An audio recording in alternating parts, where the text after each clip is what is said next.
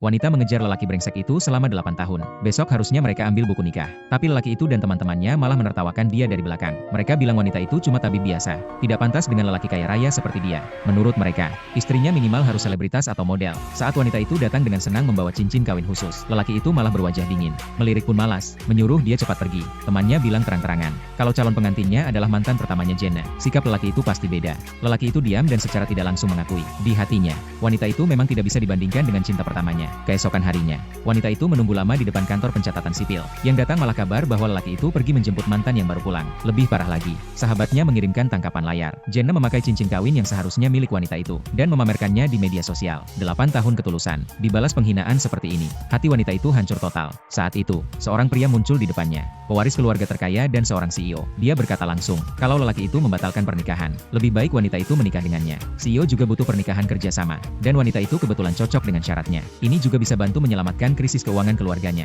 Melihat pria itu, wanita itu teringat kekejaman lelaki brengsek itu. Dia pun setuju tanpa ragu. Sebelum ambil buku nikah, CEO membawa wanita itu ke butik mewah. Dia mengeluarkan ceongsam putih yang sudah lama disiapkannya. Dia bilang, untuk urusan seumur hidup, dia tidak suka asal-asalan. Ternyata sejak SMA, mereka pernah satu tim lomba matematika. Saat itu CEO sudah jatuh cinta pada wanita itu. Dan ceongsam ini adalah perasaan yang dia simpan bertahun-tahun. Begitu mereka dapat buku nikah, wanita itu menerima kabar buruk. Pamannya dipaksa dewan direksi sampai masuk rumah sakit. Mereka buru-buru ke sana. Dua pemegang saham sedang memaksa bibinya tanda tangan surat pengalihan saham dengan harga sangat rendah. Di saat genting, CEO maju. Sekali lihat dia sudah tahu itu jebakan. Dia mengejek nilai saham itu bahkan tidak cukup buat ngasih pengemis. Pemegang saham belum tahu siapa dia. Mereka memarahinya karena ikut campur. Wanita itu langsung bilang, ini suaminya.